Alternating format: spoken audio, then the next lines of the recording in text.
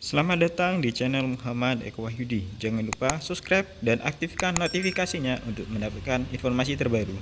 Bagi pendengar sekalian agar Mimin semangat bikin konten, yuk sawar agar Mimin bisa beli kopi buat bergadang. Dan semoga yang sudah sawar lewat link di deskripsi semoga rezekinya lancar amin amin. Beberapa saat sebelum melangkah pergi, pandangan Yunian tetap lang, seolah mencari jawaban dari sesuatu yang tak terucap di belakangnya. Yunian berdiri diam, matanya penuh kekhawatiran meski Junlin tampak tenang. Yunian merasa ada beban besar yang ia sembunyikan, membuatnya ingin berkata, namun memilih tetap bungkam di tengah diskusi mereka. Akhirnya, Yunian berkata singkat, kita harus percaya pada kekuatan adik. Setelah itu, ia mengangguk tanpa berkata lebih. Namun, Yunian tetap terlihat gelisah dan menjawab, aku tahu, tapi ini bukan hanya tentang kekuatannya. Kita harus memikirkan konsekuensi besar dari tindakan ini. Dezu tetap terdiam, wajahnya mencerminkan rasa khawatir yang sama. Tiba-tiba, Yunian memanggil Junlin, hingga membuat Junlin yang sedang menatap langit menoleh ke arahnya. Ketika Junlin menoleh, Yunian mendekatinya dan berkata bahwa Junlin adalah keturunan suci. Ia tegas meminta Junlin segera pergi dari wilayah timur agar bakatnya tak sia-sia. Yunian berjanji bersama Dezu dan Qian akan menghadapi sekte Featheret Immortal, meski harus mengorbankan nyawa adik. Selama kau hidup, sekte Profound Heaven akan terus memiliki harapan, ujar Yunian serius. Di belakang Yunian, Dezu dan Qian sepakat dengan pendapatnya. Dezu berkata bahwa keselamatan adik Ye adalah yang utama. Qian, gadis yang aduhai, juga mendukung. Baginya, Junlin adalah Master Genius, harapan satu-satunya sekte Profound Heaven. Ia tak ingin Junlin binasa sia-sia. Seluruh anggota Swantian berharap Junlin tetap hidup demi masa depan sekte. Para anggota sekte Profound Heaven mendukung penuh senior mereka. Mereka percaya Master Yi ditakdirkan menyelamatkan dunia demi melindungi sekte yang damai. Mereka siap mempertahankan benteng hingga titik darah penghabisan. Dengan semangat, mereka menyemangati Junlin untuk pergi melaksanakan tugasnya, memastikan keselamatannya sebagai harapan masa depan sekte. Mendengar perkataan serius itu, Junlin terdiam terharu. Ia merasa bangga melihat seluruh anggota sektenya yang begitu peduli dan kompak mendukungnya tanpa keraguan. Melihat semua anggota yang menyentuh hati, Junlin tersenyum bangga dan bergumam dalam hati. Sekte ini benar-benar luar biasa. Sebuah kesatuan yang membuatku begitu bangga. Setelah mendengar harapan yang membuatnya terharu, Junlin dengan bijaksana berkata kepada Yunian dan seluruh anggota sekte. Ia menghargai perhatian mereka dan meminta mereka tak perlu cemas. Dengan penuh wibawa, ia menegaskan, serahkan semua pada aku akan meskan kekacauan ini. Junlin penuh keyakinan dengan gaya kocaknya. Yunian, angkat waktu untuk menjelajahi sekte Wind Thunder sekarang. Junlin menambahkan bahwa ia harus pergi untuk urusan genting. Membuat Yunian melongo melihat tingkahnya. Setelah menyampaikan beberapa hal, Junlin segera terbang ke langit, meninggalkan kibasan debu dahsyat. Yunian hanya mampu menatap kepergiannya sambil bergumam dalam hati. Adik Ye selalu menunjukkan wibawanya. Dia melawan kejahatan dan menyelesaikan masalah tanpa celah, bahkan tanpa jejak. Adegan berpindah ke Purple Vault Bamboo Grove, di mana suasana hutan bambu yang rimbun tampak begitu asri. Kehendakan menyelimuti tempat itu, menciptakan pemandangan yang tenang dan damai, seolah-olah waktu berhenti di tengah keindahan alam yang memikat. Namun, di tengah ketenangan itu, sesosok bayangan melintas cepat. Sosok tersebut bergerak secepat kilat, melompat dari satu celah batang bambu ke celah lainnya, menyusuri rimbunan bambu dengan kecepatan dan kelincahan yang luar biasa. Di dalam hutan bambu itu, sosok yang sebelumnya samar kini terlihat jelas. Seseorang berparas cantik dan anggun mengenakan pakaian merah mencolok berlari panik di antara batang-batang bambu, seolah tengah dikejar oleh seseorang yang tampak ganas dan mengancam. Ketika mencoba kabur sejauh mungkin, sosok berpakaian merah itu tampak kesal terhadap pengejarnya. Dengan kening berkerut, ia bertingkah kocak sambil berteriak, dasar kakek rempeng tukang cilok. Aku ini laki-laki, tahu.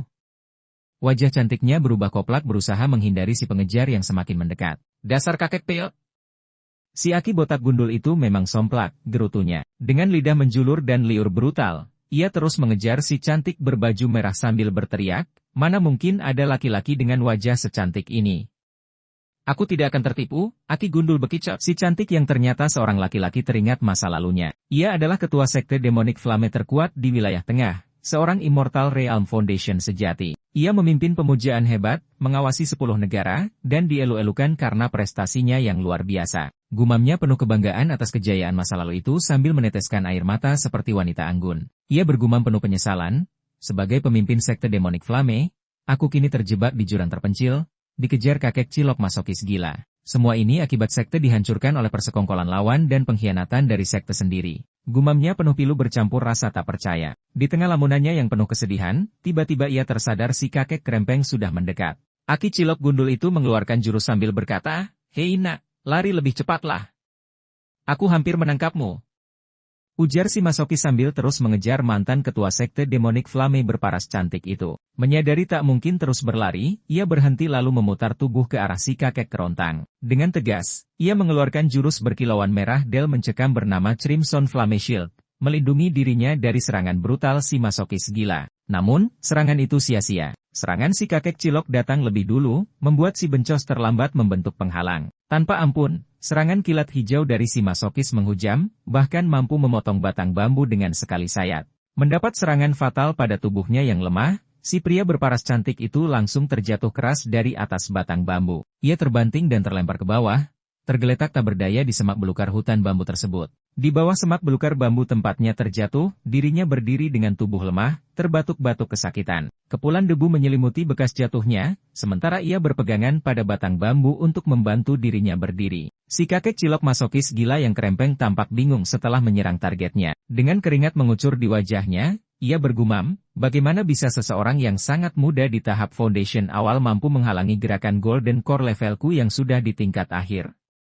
Penasaran, kakek krempeng itu berpikir dalam hatinya. Saat itu, si kakek cilok masokis gila kembali menyerang ke arah pria berparas cantik itu. Ia masih bergumam dalam hati, mungkin saja pria cantik tersebut adalah sosok berpengaruh dari sekte besar yang berpengalaman. Namun, si kakek krempeng kembali bergumam, aku tidak peduli dengan hal itu dan terlebih dahulu akan menangkap si bencos untuk mencari tahu. Lalu, si kakek meluncurkan jurus kilat hijaunya. Usai kilat hijau dilontarkan, sebuah jarum pentol gundul tampak tertancap di tanah yang diselimuti arus kilat hijau. Jarum itu tampaknya memiliki fungsi praktis, mampu menghentikan gerakan lawan dengan menusuk bayangan mereka. Dan benar saja, mantan ketua sekte demonik Flame itu tak mampu bergerak sedikit pun. Tubuhnya terjebak oleh jarum pentol berkilat hijau yang memancarkan kilatan listrik, membentuk lingkaran sempurna di sekeliling area geraknya. Mendapati dirinya terjebak, mantan ketua sekte demonik Flame hanya bisa mengumpat nasib buruknya dengan wajah kesal. Sementara itu, si kakek cilok kerontang melompat mendekatinya sambil tertawa lebar.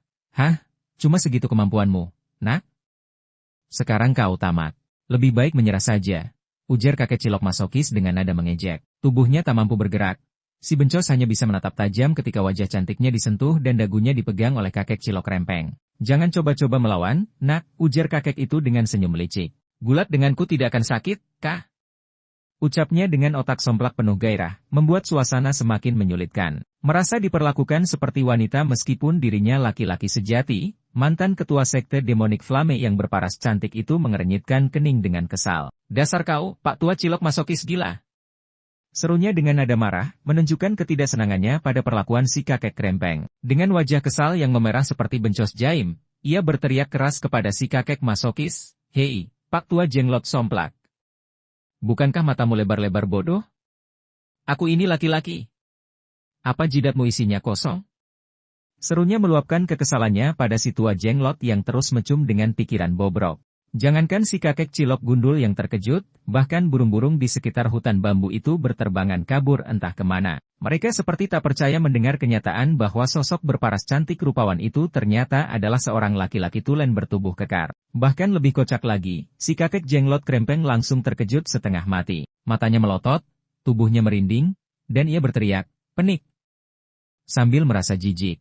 Namun, anehnya, menyadari bahwa orang yang dikejarnya selama ini benar-benar seorang laki-laki berwajah sangat cantik. Rambut uban si kakek sampai jegrik berdiri seperti habis melihat hantu menjijikan. Melihat si kakek bekicot terdiam terpaku tak percaya.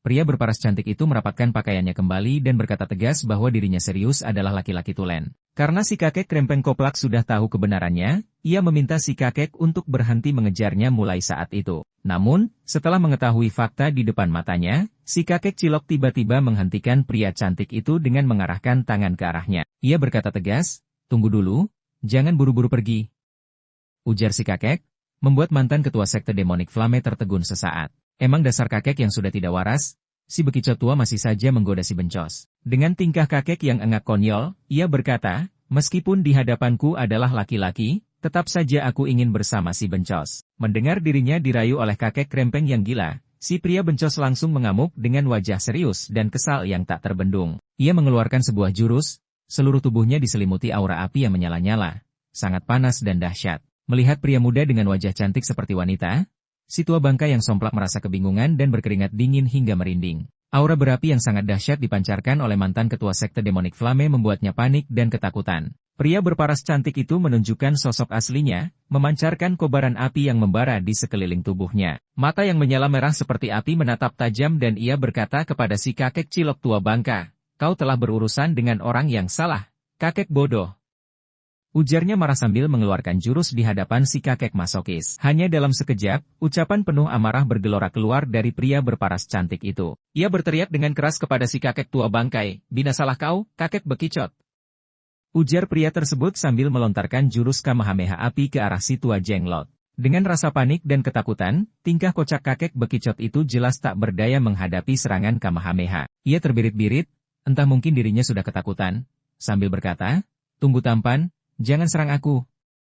"Ah, mari kita bicarakan baik-baik," ujarnya kepada si pria berparas cantik. Namun, serangan dengan kobaran api membara sudah datang ke arahnya. Karena kesalahannya yang fatal menggoda seorang pria, dirinya bagaikan kakek gosong yang kini siap menjadi bakso goreng. Serangan Kamehameha itu tak terhentikan oleh kakek bekicot, bahkan hingga membuat tua bangka bekicot mendapatkan serangan api berkobar yang mengelilingi tubuhnya. Di dalam kobaran api membara yang mengelilingi tubuhnya, kakek tua bekicot itu tak mampu berbuat apapun. Dirinya tampak telah dilahap oleh api yang membara, membakar seluruh tubuhnya dengan suhu yang sangat tinggi. Namun, sebaliknya, usai memberikan serangan Kamehameha dengan kobaran api, tampak jurus kobaran api itu adalah jurusnya yang paling berbahaya saat itu. Karena tubuh mantan ketua sekte Demonic Flame itu tampak lemah tak berdaya usai mengeluarkan jurus yang menguras seluruh energi kehidupan miliknya. Sementara benar saja, keadaan menyedihkan dialami si kakek bekicot. Kakek tua bangka telah jadi bekicot panggang yang gosong. Di hadapan jasad kakek bekicot itulah, si pria berwajah cantik berkata dengan lemas bahwa inti jurus pada tubuhnya hampir saja hancur. Hal itu membuat dirinya harus bergegas segera pergi dari hutan bambu tersebut untuk mencari tempat persembunyian yang aman dalam memulihkan tenaganya kembali. Namun, di tengah ketenangannya setelah kelelahan menghadapi lawan, tiba-tiba si pria berwajah cantik kembali menoleh ke sekitarnya. Ia merasakan sesuatu, seperti ada seseorang lain di balik hutan yang tengah mengintainya dari jauh. Dengan panik, dirinya berdiri dan bergegas mencoba melihat sekeliling. Lalu berteriak-teriak mencoba untuk membuat seseorang yang tidak diketahuinya itu menampakkan wujud dan sosoknya di hadapan si pria berwajah cantik. Ia merasakan bahwa orang yang memperhatikannya tidak begitu jauh darinya. Ternyata dugaan dirinya benar, ada seseorang yang bersembunyi di balik semak hutan yang rimbun dekatnya. Sosok itu muncul mengenakan sepatu kain yang tampak lawas dan jadul dari semak-semak pohon rimbun, menghampirinya. Si pria berparas cantik, entah sial atau karena wajah bencosnya yang anggun, lagi-lagi bertemu dengan sosok botak gundul tua renta yang peotnya seperti kakek cilok sebelumnya. Si kakek jenggot mencoba meredam amarahnya, berkata bahwa dia hanya kebetulan lewat dan bukan seperti kakek bekicot yang dibakar sebelumnya. Melihat niat baik si kakek begeng yang sembunyi, si pria berparas cantik memberi hormat pada si kakek peot. Ia berkata agar kakek itu segera pergi jika memang hanya kebetulan lewat saja, dan ia tak ingin bertemu lagi dengan bekicot kisut lainnya. Namun, entah kenapa si kakek tua malah bertindak masokis. Tiba-tiba, dia bergerak secepat kilat mendekati si pria cantik, membuatnya panik karena kakek itu begitu dekat di sana. Si kakek bekicot mengungkapkan niat bejatnya. Ia mengaku masokis gila, menggoda si pria cantik dan berkata, "Hei nak, pria itu tak sebanding denganmu dan sekantong rahasia kecilmu." Sambil mengagumi wajahnya yang mempesona dan niat menguasai kultivasi Demonic Flame. Si pria cantik ternyata si kakek jenglot lebih gila jatuh cinta pada jurus dan ilmu milik pria cantik mantan ketua sekte Demonic Flame di hadapannya. Kakek tua bau tanah itu sadar pria itu menyimpan jurus rahasia ilahi yang sangat kuat, seolah seorang immortal yang tersembunyi di balik simbol api di dahinya. Ketika serangan si kakek bau tanah datang, pria cantik itu menghindar dan berpindah ke tempat lebih lapang sambil membungkuk. Meskipun kelelahan, ia bergumam dalam hati bahwa dirinya tak ingin menyerah begitu saja. Di tengah tenangnya pohon bambu, angin tiba-tiba bertiup kencang, membuat pohon bergerak dan daun-daunnya berguguran. Di tengah pertarungan sengit, si kakek tua gundul menoleh panik. Ia ketakutan melihat sosok pria baru muncul membawa kekuatan maha dahsyat yang menatapnya tajam. Saat itulah Ye Junlin muncul melayang rendah di antara pepohonan bambu, tubuhnya dikelilingi kilat kuning terang yang mengguncang hutan dengan angin yang sangat kencang. Di tengah pertarungan sengit, si kakek tua dan pria berparas cantik langsung menghentikan pertarungan. Si kakek gundul panik dan berkata gugup, "Heh, Master, jangan marah. Oke, orang berbaju merah itu milikmu. Aku pergi sekarang." Ujarnya tergopoh-gopoh sambil melirik Junlin yang melayang dan pria cantik yang terdiam di belakangnya. Masih melayang di langit dengan kilat dahsyat menyelimuti tubuhnya, Junlin tiba-tiba meluncurkan serangan ke arah kakek bau tanah sambil tersenyum. Ia berkata, "Mau kabur kemana, kakek cilok bau sampah? Jangan Mi, karena sampah bekicot sepertimu tidak pantas hidup." Junlin melontarkan jurus mautnya ke si tua bangka gundul itu. Di hadapan pria berparas cantik, si kakek hanya bisa terdiam tak percaya, bergumam dalam hati tak menyangka sosok Junlin yang baru datang bisa menyerang secepat dan sekuat itu. Pria berbaju merah berparas cantik tampak terkejut menatap Junlin yang melayang rendah di antara pohon bambu. Dalam hati, ia bergumam penuh kepanikan, merasa hidupnya begitu sial. Usai menghadapi Golden Core dan kakek gundul, kini muncul sosok mengerikan dengan tubuh diselimuti kilat. Junlin, usai menghabisi kakek tua bangka, tiba-tiba menunjukkan gaya komedi somplaknya dengan wajah penuh ludruk. Ia berbicara kepada sistemnya, bertanya dengan nada lucu, "Apakah benar orang yang berbaju merah di depanku ini ketua sekte Demonic Flame dan memiliki kekuatan immortal?"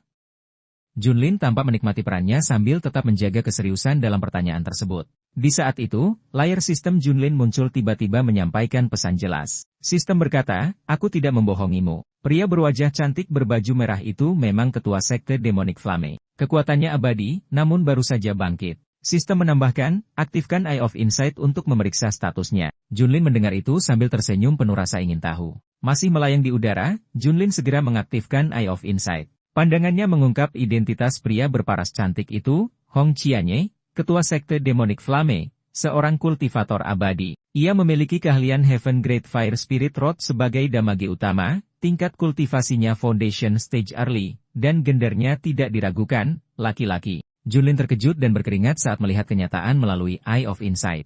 Apa yang dikatakan sistem ternyata benar, dan dirinya tidak menduga. Wah, Hong ternyata memang orang laki-laki. Junlin tiba-tiba turun dan menghampiri, menatap wajahnya sambil bergumam. Dengan kulit pucat dan rambut panjang, jelas akan menjadi juara jika melawan gadis-gadis. Dan itu bisa membuat salah paham. Jangan bilang dia juga menyukai laki-laki. Di sudut pandang jarak dekat, di tengah kegelisahan dan kepanikan, Qian Junlin masih terus menatapnya sambil bergumam dalam hati. Junlin berpikir bahwa meskipun Qian berada pada tahap dasar, dengan bakat dan pengalamannya, Qian dapat dengan cepat naik level ke tahap yang lebih kuat. Itulah sebabnya Junlin merasa menjadikannya murid bukanlah hal yang buruk. Drama pra ala Junlin pun muncul dengan wajah somplak dan tingkah culunnya. Ia bertanya kepada Qianye dengan kocak, "Apakah kau ingin menjadi muridku?" dan mulai menganggap Junlin sebagai masternya.